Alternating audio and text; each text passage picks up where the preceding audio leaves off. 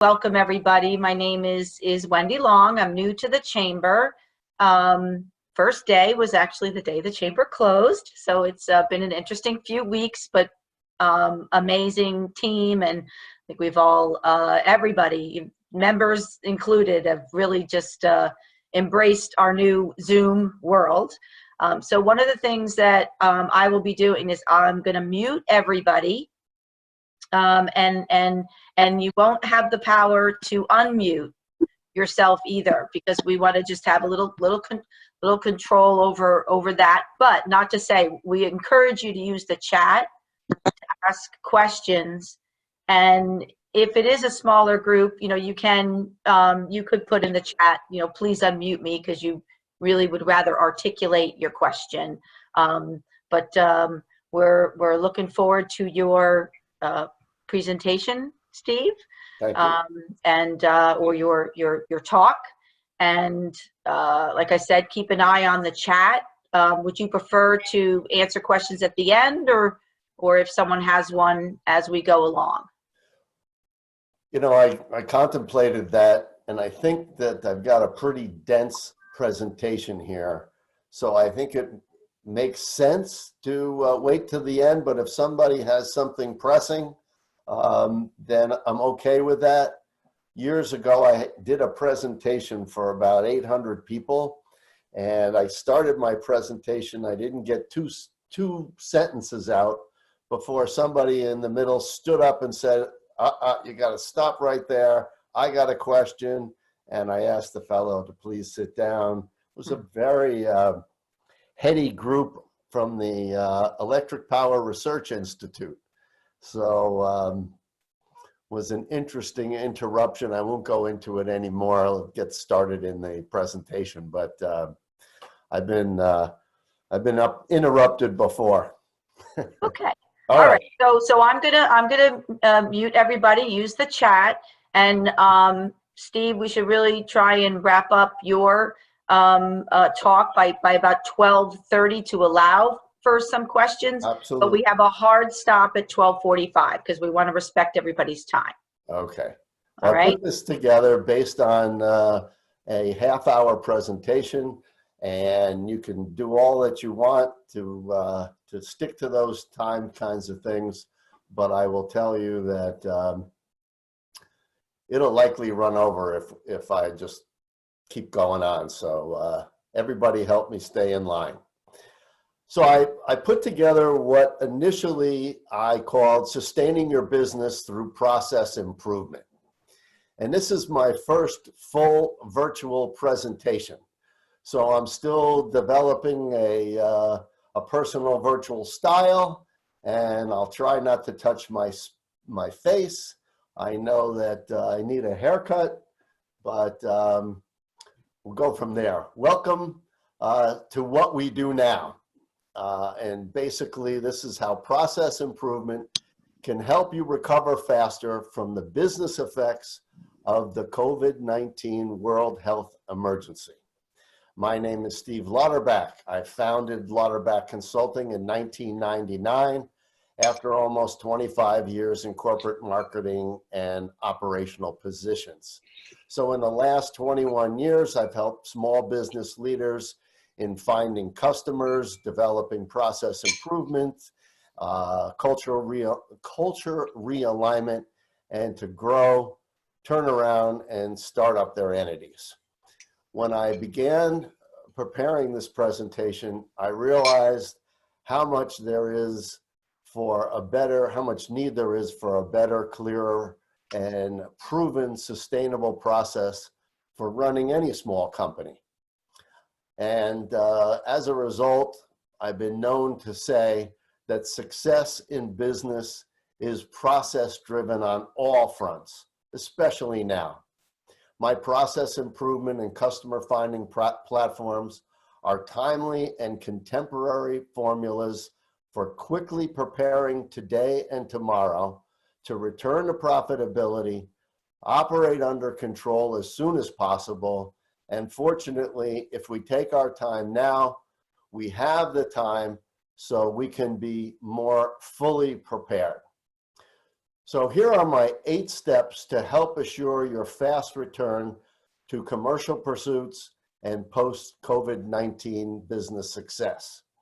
We're going to talk in the next half hour about securing today, what we do immediately. Number 2, we're going to change worry energy, and I'm going to help you try to convert from worry energy to creative energy. Basically, what will I do while I'm locked in? We'll want to assess the impact on our industry. We'll look internally to strategic necessities in our own business.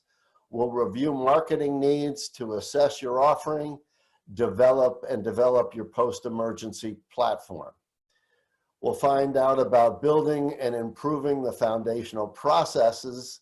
And if time permits, number 7, we'll talk a little bit about implementation. And then again, if we can get to it, evolution and improvement of what we put in place. So where do we start? New information is coming in every, hourly. We're learning new things, and we're kind of in curiosity and awe with what kind of responses will take place, where our government stands in responding, how this is all going to unfold, what response plans are being broadly developed in our own businesses to protect us, our families, and our livelihoods. So there's lots that has already been written, and I have a note here, predicted about what's to come. It'll be different, no doubt. The fact is that people are losing their lives, businesses are stinging, and job losses are mounting. I'd like to say if you haven't been through this, something like this already, and there's never been anything quite like this, I really think that we can all be pretty confident and assure one another that our society is strong enough and that we will overcome this. There will be, and we will return to more prosperous times. If you as business owners, if you're a business owner, if you're a key player or an employee in any kind of company, step 1 surely is we must quickly come together. Business as usual is not going to perpetuate. There's never been something like this before. Businesses need their employees, and employees need these businesses and their jobs. So everyone can do better in we're in this together kind of environment. So let's start to turn worry into creative energy and try to determine in your markets and communities what will be those new realities everyone's talking about, and how will each of us be affected. As a small business marketer and process improvement specialist, I'm going to share both some customer finding and process improvement fundamentals you'll need to get through this, and assure you can stay in business and even grow as the future opens up. If you do these things, you will operate with more control, with less reaction, and you'll build a more robust, sustainable business.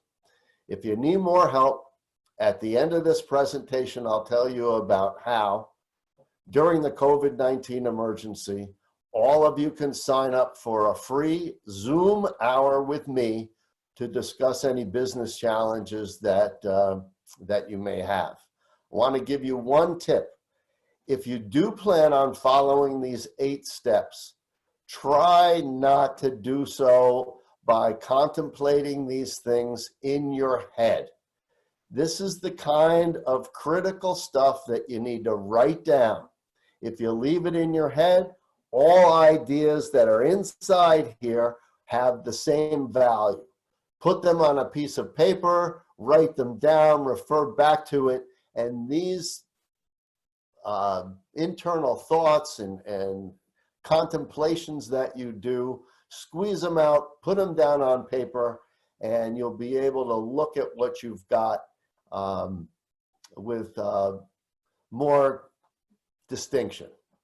So, number one that I talked about is securing the business. Now, there's a host of available sources of funds that we all know have recently become available to businesses, to unemployed individuals. There's lots of information available out there, so I'm not going to spend a whole lot of time, or I don't really know a whole lot, so you're going to have to do that part, the today stuff of securing your business right now.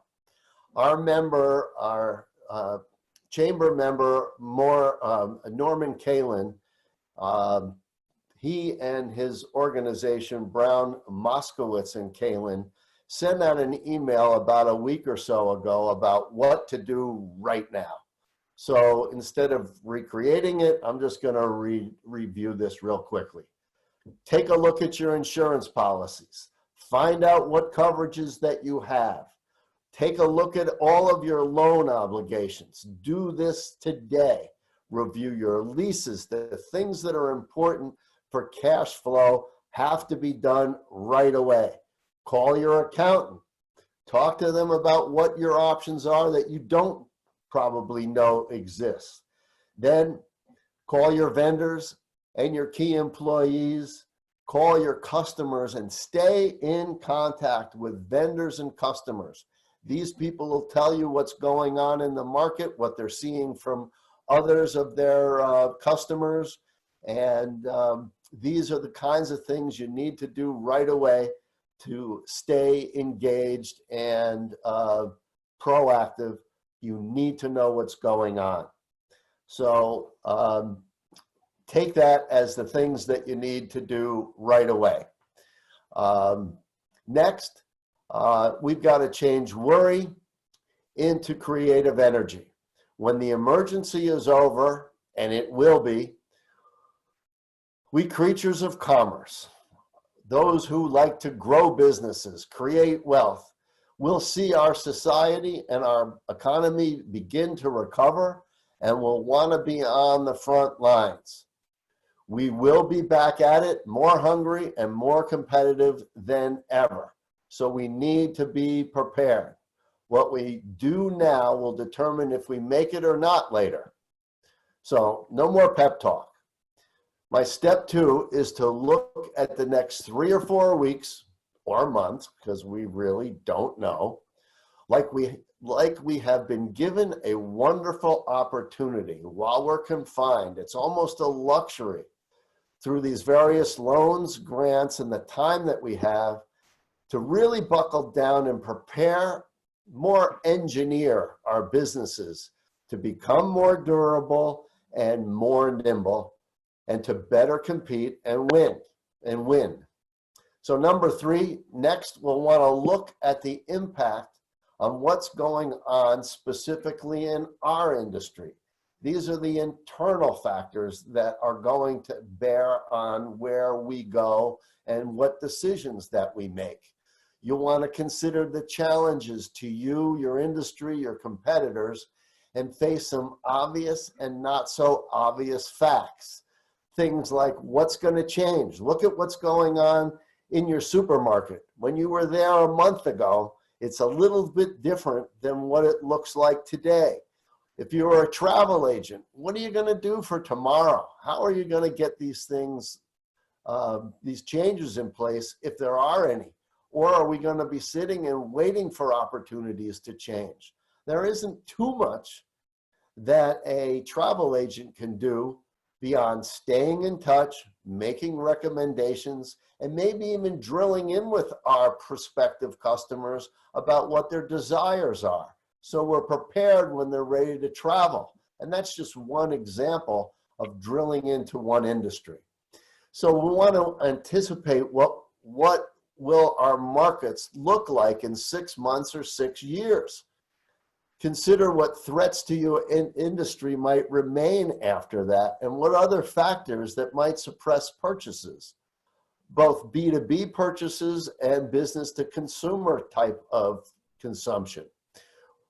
Will there be hope in six months or continued adversity? Remember, we're going into an election year, election period. So there's going to be challenges that are going to further be nipping at what's going on in our direction on how we want to approach this thing. And then we're going to look, number 4, at what our internal strategic necessities are. After we look at what's going on outside of our business, we need to concentrate our thinking on what the future is going to look like as it bears on our own industry and our own business, in our own locality. How will you meet the needs of current and future customers? Pre-COVID-19, we had already proven the offering. Now, I believe when we really look at business from the most fundamental aspect, there's really only 2 parts to a business. There's the offering and then what supports the offering. So if we can try to confirm that our offering is still valid, then really what we need to do is assure that the processes that are in place can support what that offering is. If our offering is going to be affected in the next 6 months or 6 years, we're going to have to take a new look at the offering. And I'll get to some of that in a minute. Is your business, ask yourself, is your business an essential or a non-essential business? Is it duck and cover? Are we going to keep doing what we're doing? Are we going to adapt or die? You want to consider, what type of strategic path should I take, and what skills do I need in my business to support the changes that must be made? So how will I bring in those new things? Are there new people that are going to be required? We'll look at other internal aspects like job costing. Is job costing going to be affected by the things that we need to do to be able to continue to deliver our products and services? What will our facility requirements be like? Will we need as much room for our back office staff? Or will some of those people be working from home, continue to work from home? Or maybe we will not have quite the necessity for the workforce that we had. Finally, what promises can we make to customers and to our employees that we know that we can keep? These are very important strategic issues. Number 5. Once we assess the necessities to sustain the infrastructure, our next priority is finding and retaining customers. Where the money comes from. Remember, the machine for sustaining your business is your business development platform. You're going to need a bulletproof marketing plan. And here are some ideas on how to assess your offering and develop that platform. First, you need to ask, in what ways have my target markets changed? Do enough buyers remain in the market and remain interested in buying? What will be their new expectations? What additional services do they expect? Are we going to be giving away some things that we used to charge for? Are prices going to change? Are we going to raise prices? If we're an essential business, we're going to lower prices because we need to do that to be able to sustain our company. When will it be timely to begin promoting again? Are we doing that now, and are we doing that subtly? Are we doing that with enough sensitivity? When will we start collecting money again? When is it going to be okay to call somebody on the phone, recognizing that they're probably not having any receivables or quite the level of receivables come into their businesses? So these are all really important. In addition to that, what can my team do better to be prepared to serve my customers better? What support systems are going to be necessary? Do I have to upgrade my database, for some of you younger folks, my CRM. We will probably need to revise our value proposition. We'll look at our mission statement. If you never had a mission statement, maybe it's time to develop one, because people are going to want to know what you value in providing their products and services to the people who buy from you now and want to buy from you in the future. So is there a product development issue that has to be involved here? For a manufacturer, do we have to consider anything new that we could make, or additions or modifications to the products that we already have? And then we need to determine if the supplier chain is there to be able to support these new objectives.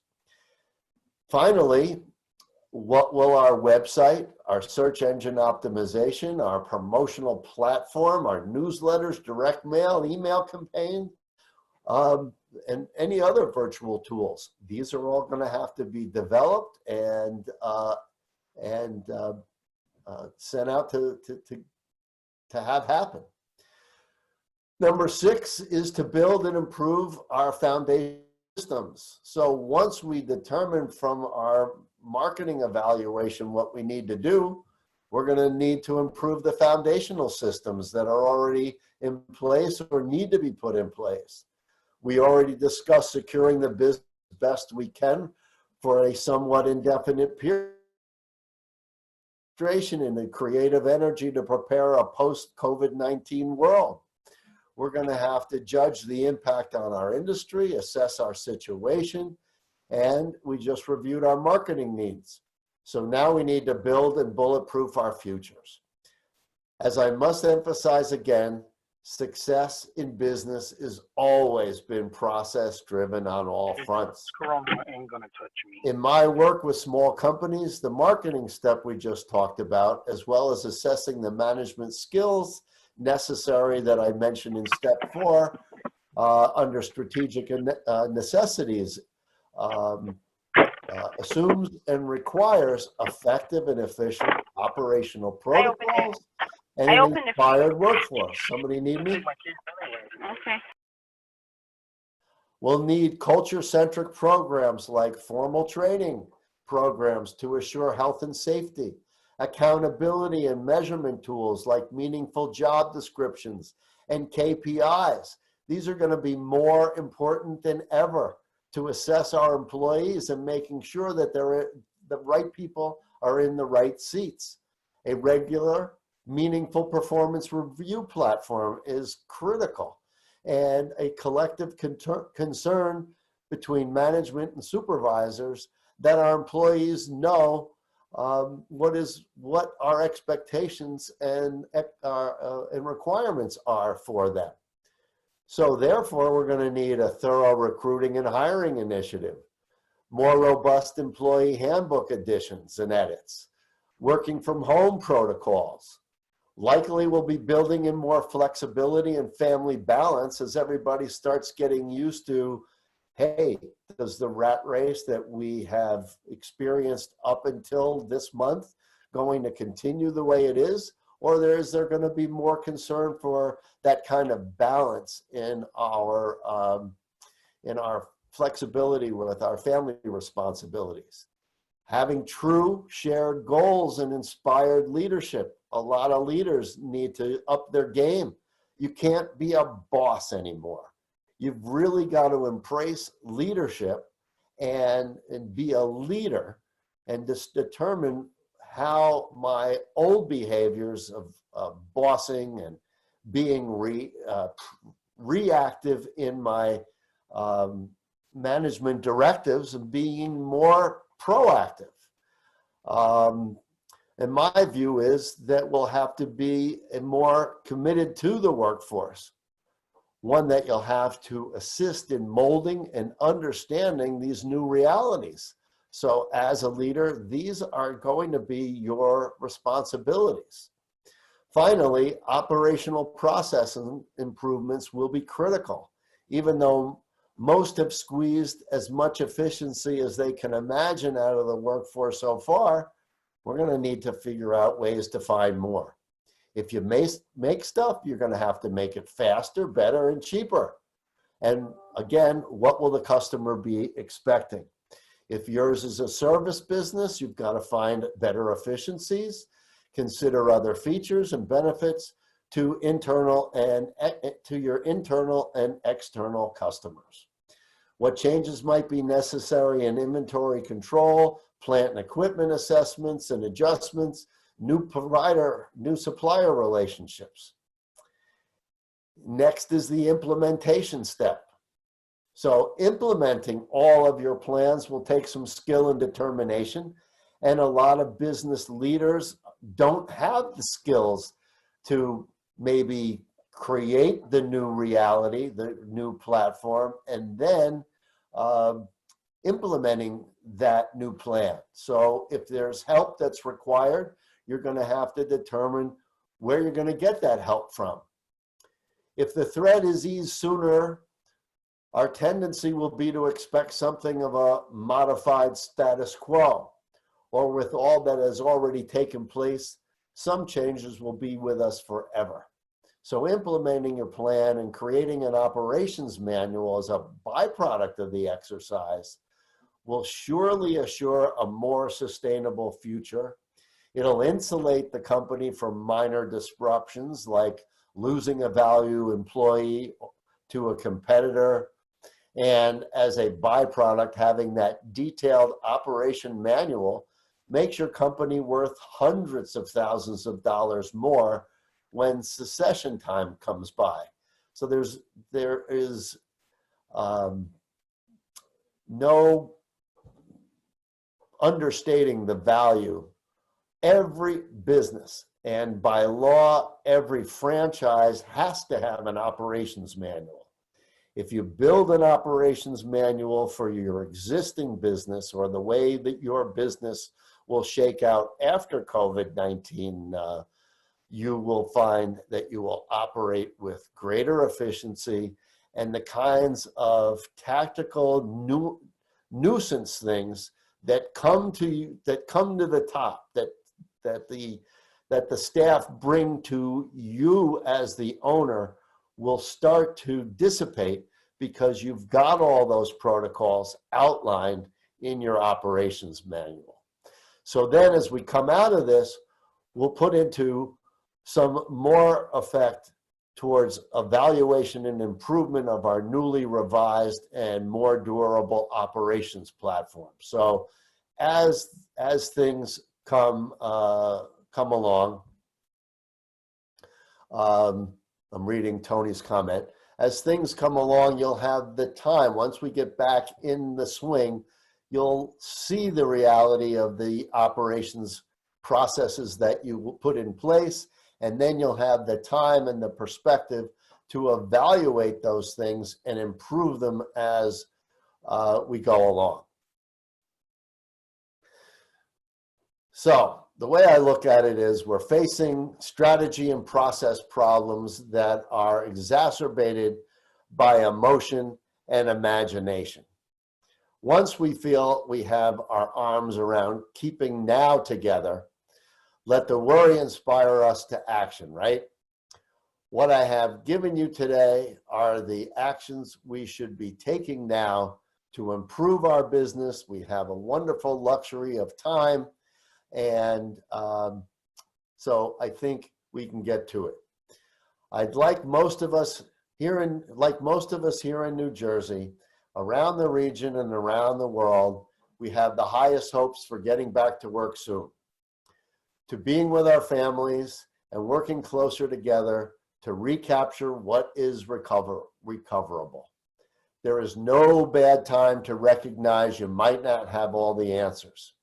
If you need guidance during this period or a referral to other of the varied professionals, law, accounting, restructuring, and more, with whom I have worked with during the last 21 years of my small business consulting, just let me know, and I will make those referrals to you. Further, I invite any business owner on this call that would like to speak with me about their customer finding or operational challenges or any other small business disruption matter go to my Contact Us page at lauderback.com and put in the message section, I want to arrange a 1-hour free consult, and I'll get back to you right away. So thank you all for participating today, and a sincere and very emphatic good wishes for the health and safety of you, your families, and for everyone's livelihood. We have time, 10 minutes or so, for some questions, and I'd like to welcome everybody to add and participate. Thanks. Thanks for your time. Thank you, Steve. Thank you, Steve. It looks like you do have a question from Tony. He's looking to see if if there's any technology that you've seen that could help support implementing these 8 steps you were just talking about. The quick answer, Tony, is no. I think this is a skills to skills undertaking. I can certainly give you a list of the 8 things that I talked about, but to fill it in, I think that it's very important that you find or anybody who really needs that help, find a helper, find somebody that you believe has the skills and intuition that will be required to get through this kind of thing. And as I said again, I'm happy to speak with you for an hour. Any one of you that would like to benefit of a free consult. I will say I can't guarantee anything in a free consult except all your money back. Steve, can you provide your email or the Sure. website you were talking about? Yeah. Put that in the chat. And are you able to provide the 8 steps that you just outlined? Do you have a 1-pager or something that you could provide that we could send out to the attendees? Well, I can give you I can do 2 things. I can give you the 8 steps. And the other thing that probably would be very helpful to everyone is on my homepage on lauderback.com, there is a 5-point diagnostic. This is a diagnostic that will help you with your culture. It'll help you with your external perspective. It'll help you with your employees and your recruiting. It'll help you with your operational infrastructure. And if you take the test online, it will give you a score. If your score is very low, call me right away.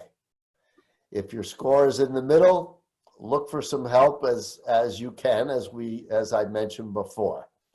But I think it's critical right now that everybody concentrate on securing today and then using the luxury that we've been given through this lockdown, and it is a luxury, to stop chasing your family members around the house, whether for fun or else, and turn your concentration back to your operational infrastructure and finding ways to create more customers and retaining the customers you already have.